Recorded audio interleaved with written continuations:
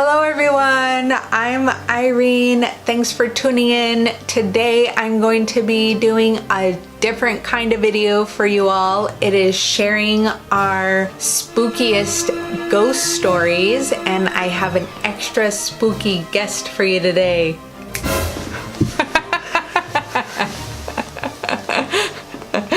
It's Dominique. Alright, start us off. We're gonna be talking about some really spooky experiences that we've had. Okay, so... Wait, oh my gosh, I know you're gonna start talking, but now that I think about it, remember where the little doll that we learned about? Yes, at Key West. Yes, Key West story time. What was his name? Robert. the That doll. was the creepiest. Okay, new video. That's what we're gonna be talking about now, because that one was nuts. Okay, so I'm gonna start off by telling you guys how we even heard about this story. So we went on a vacation to the Florida Keys, and we took this ghost tour, and I was so excited about it. And then we stopped at this house, and then I'll let you lead into like the whole like story about it. And so we actually saw like the actual house that this supposedly happened in, but I don't think you're allowed to go in. Wasn't it just, it was just an outside viewing? Right, it was just from the outside. So they take you on this walking tour of all of the most haunted places in Key West. And we went in a bar that was supposed to be a place that there was a ghost that apparently didn't like children. Oh yeah, because I had to go to the restroom, and the tour guide heard me. She's like, you don't want to go in there, they don't like kids. Right. Or the ghost doesn't like kids. And I was like, I'll hold it.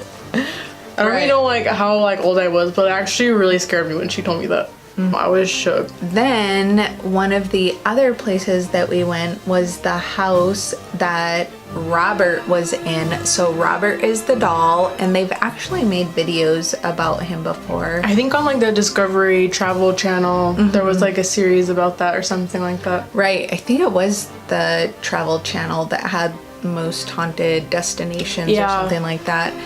And then in this house was supposed to be where this family lived, and they had a child that they purchased a doll for. And then I think it was the nurse that, or not a nurse, but the nanny that had the doll made in the likeness of the boy. Right. And gave it as a present, but she didn't like the family. So she knew that there was something like a curse, I don't know what, they did some voodoo stuff on the doll, and that she gave it. And then just some weird stuff started happening with the doll. First started moving, or things would go missing, or things would break. And they would ask the boy, and then he would say that Robert did it. And that's what he named the doll. Right. And so the doll stayed with Robert even after his parents passed away and he continued to live in the house. Then he kept the doll in that same room in the attic, and even when he had his own family, he kept the doll. And would have like special clothes made and little furniture for him, and he had his own room. And he would not get rid of the doll even though his wife didn't. Yeah, no one was allowed to touch it. No one could touch the doll. Right. And so even after that boy died, which obviously was a man at the time, once he died and the doll was still in the house, they still said that there were unexplained things happening in that house. And then eventually they gave the doll to the airport. So I think that the airport... I don't get how it transitioned from the airport to like how that connected. Like if you have a doll, I'm not just gonna go to the airport and be like, hey, do you want this to like display? You know what I mean? So I'm pretty sure probably missing like a key point to how it got to the airport. But before that, the reason why they first gave it away, even besides the fact that the wife didn't like the doll because it gave her weird feelings, but at night they would hear feet like walking around, and then he wouldn't be in the same spot that they put him in. Right. And that like really freaked me out. And then ever since that day that we went on that, like however old I was, I've never liked dolls ever since then. And I think I gave them all away after that, didn't I? Like I don't have any anymore. You don't have any, but like I will like a long time ago. Yeah, but still, like I have this thing where I just don't like dolls anymore. But I also read that back in the day, dolls were actually made to harbor spirits. And then it just kind of turned into like a child's toy. But I don't know, weird vibes altogether. But anyways, yeah, so they put it to the airport, and then, but the weird thing too was that anyone who was around the doll, they became like obsessed with the doll. Right. And started acting weird. Like it affected how their behavior was. So a lady who was cleaning the airport, they noticed that she was getting really obsessive and not being herself. So they put him in a glass box so that nobody could, to create some distance from him. And I don't know if she still worked there. I think they had to like fire her because she was like going nuts or something. I don't know if they fired her. Who knows, but just adding on like I'm so to this. No, but I'm not inflating anything. This is legit. This is real, okay? And then the hair on the doll started to turn gray. Right, which was strange. So the spirit is aging. Do you guys understand? This is nuts.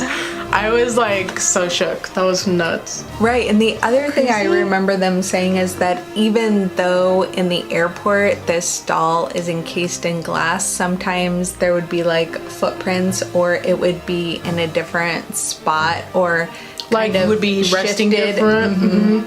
Yeah, oh, it was crazy. But before that, they would say that in the attic that he was in when he was still living in the house, that people outside would see something peering out. Right. Remember? It was really creepy. Actually, I really liked that tour. Yes, and I was so upset because when we were in Europe last year, we were gonna go on the tour for, what's that guy's name? Jack the Ripper. Jack the Ripper, and I was so excited. And then, but of course before, the tour had to ruin it and be like, okay, if you have any small children, my parents both look at Noah.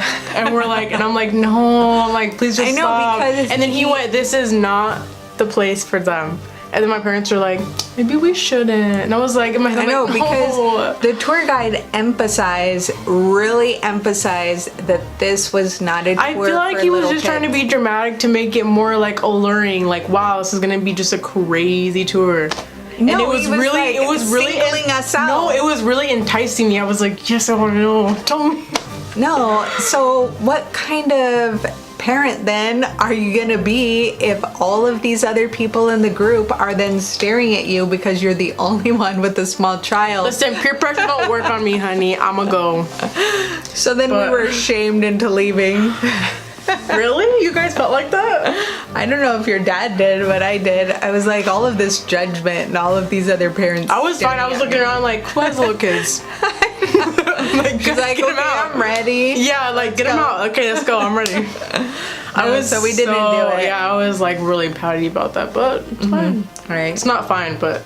So this tour was really fun. And yeah, I really want to go on another one. Well, we just like those kind of stories. Yeah, like knowing about like the supernatural and going into places that are supposed to be haunted. I know when we were in Jamaica, I think well, I guess last year now, but the prior trip that we had, we were visiting my dad's aunt, or my great aunt, right? And they were telling us that because she lives in like the jungle, like it's an actual jungle. No, it is. No, right? It's a jungle, no? I think it's just a rainforest. No. It's like you walk into like the Jungle Book. That's what it looks like. But anyways, then they were telling us not to go up the hill to this empty house because somebody just passed away there. Mom and I are like, should we take a look? And then my grandma was like, no. Yeah, in Jamaica they don't mess around with like spiritual stuff. It's very like not a funny thing. It's very serious. It's like like you don't mess around with that kind of stuff. Right. But okay, so just to let you guys know a little bit of my background, I'm from Arizona, very small town, but Jerome is very close to where I used to live, and it's an old mining town, and it's perched up on this mountain, and there's all of these mining tunnels, and there's one hospital there that they used to take, of course, all of the injured miners and their families, and also the top story was supposed to be their psychiatric ward. And so after it wasn't a mining town anymore, it became a ghost town. It was cleared out after there wasn't anything to mine. And so, I mean, the entire town was pretty much empty for a really long time. And then it just became revived after a while into this booming like a tourist thing. So it's a very weird vibe though. At least for me, I feel there's something weird, like the energy. I don't know. I don't know. Do you feel that way too? Well, I think if you're sensitive to those kinds of things, you might pick up on maybe some energy that it just feels like a little it just off. feels it just feels off, and I don't feel safe. And it's kind of like a thing where I wouldn't want to be by myself even during the day. It's just weird. But I think if you're not a sensitive, then you might not You'd be feel like, anything yeah. about it. But now it's very touristic, like you said. There are restaurants that really kind of Feed into the haunted kind of theme. There's one restaurant called the Haunted Hamburger. or I thought it was the haunted patty. I don't know, but it's always like a Halloween themed in there. Right. It's actually a really neat little Yeah, restaurant. so next time that we go there, I actually would think that I kind of want to like go see it again because it's been a long time. Haven't been there in a while. Yeah, and I really like the town now because there's a lot of art galleries. There's a little mining museum there. Oh, I know And that. then, I mean, it's just cute how you just kind of wind around this mountain and there's all of these cute little shops. Yeah, it's very like literally you're driving up this. It's crazy. Right, and so Oh, and there's no guardrails. Remember when there are we some, went, but there not wasn't- many. That was scary. And so in some spots it's just like a sheer drop, which is really scary because the road is very narrow. And so like bikes and people that aren't really very cautious might be driving a little bit too fast, and for those of us that are a little more cautious makes us nervous. But it's really a cute town. And then at the top of this mountain is this hospital. So when I was a kid, there were all of these stories about this hospital being haunted. And when it was a ghost town and it was all boarded up, then some of us kids would go there to check it out. And one of the times that we went there, then we were kind of exploring and looking around, and some of the rooms looked just like they looked, I think, back before, just kind of hospital rooms that still had the signs out with like surgery room and That's so crazy. and just, you know, things kind of scattered around because it wasn't completely cleared out. 100%. Isn't that weird how they just kind of leave it like that? So it's almost like it's like going back in time almost, because it's like untouched from however many years it was just left like that. Right, So it's almost because- like you're walking back a bunch of years to see exactly what it was. Then we went upstairs towards what I'm guessing is like a storage room or attic, like all the way up in the building. Then we started hearing like this weird kind of moan, which really freaked us out because at that point we had been to the boiler room, we had been all around the different floors. So there was no one in there. We didn't see anybody at all, and it was totally vacant. And by the time we got up to that storage or attic area, then we started hearing this loud moan, which was really strange. And so there was, I think, about 3 of us at the time, and we just kind of froze and looked at each other. And then it started getting louder, and so my sister was climbing up because there was like a ladder into this little crawl space. Oh God. And she was crawling up when the moaning started, and so she kind of froze and she looked down at us and we all froze, and then we turned around and started running down towards the door. So then I don't know if it was my imagination or if it was real, but it felt real at the time. It sounded like something was running after us. That's so and scary. we could hear the footsteps, and we were just running as fast as we could. And then there was this little narrow hole in the door that we got in. And so two of us got out very quick, and then my sister was the last one out. And when she got to the door, she kind of stopped halfway through, and then we yanked her the rest of the way. And then as soon as she got through the door, then there was like a loud crash right after her, which then we just ran as fast as we could down the hill, and we never went back. We didn't turn back, we didn't look behind us, we just ran as fast as we could, and we never went to the hospital That one gives again. me like weird vibes every time she like tells it to me. Like, it's crazy.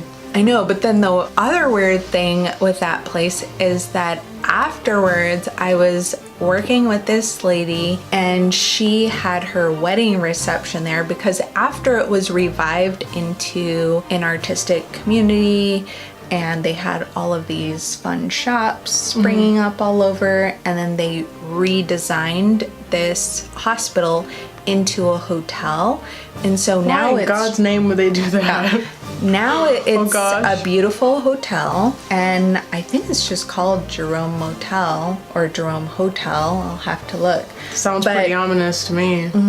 But she had her wedding reception in one of the ballrooms, and she said that when she was decorating for the reception the night before, that they were hearing a lot of weird noises and hearing footsteps, and so she actually had to leave before she was done decorating because she was so spooked.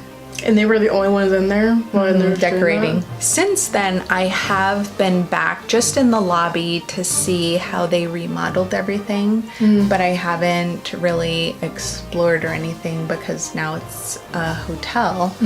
But it's really nice inside. So, and they have made movies about it. So I think Ghost Adventures has an episode Really? on the Jerome Motel.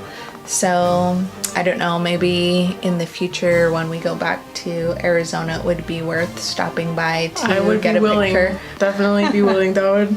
I don't know. It's like I'm almost like attracted to those things that like makes me scared. That's weird. Probably is pretty weird.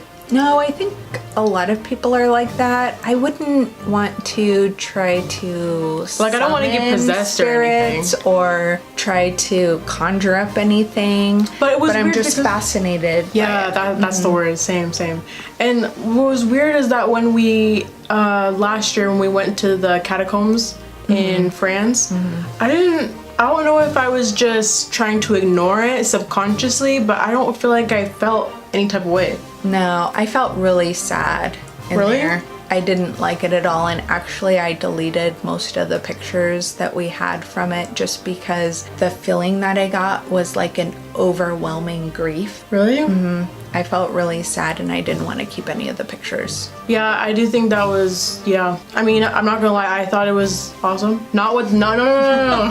Like, I don't know, like, you know, because that's like one of the big, not like, it's not called a landmark, but one of the big things that everybody's always talking about, and they make movies on it.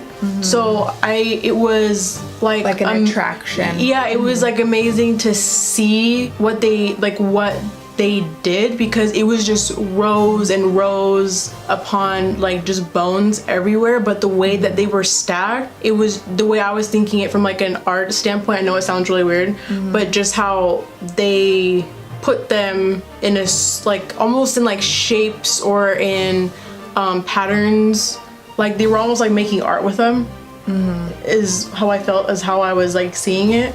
But on the other hand of it, I do think it's actually wrong that they're making it an attraction, because it's a graveyard basically. Right. And people are vandalizing the bones and stuff like that.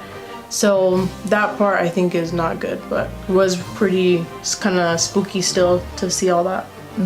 It was. So anyway, that was my spooky story. Hopefully we made your guys' palms sweat. Why are your palms sweaty? I'm pretty sweaty right now. I don't know why I do that. Like I get like sweaty when I get nervous or anxious or when I get, I guess talking about it makes me nervous. So I get like clammy palms. I don't know why. Let us know what you think about it. Yes, if you all have any of your own experiences that you want to share, please put those in the comments below. And please like this video and subscribe for future videos. See you in the next one. Bye.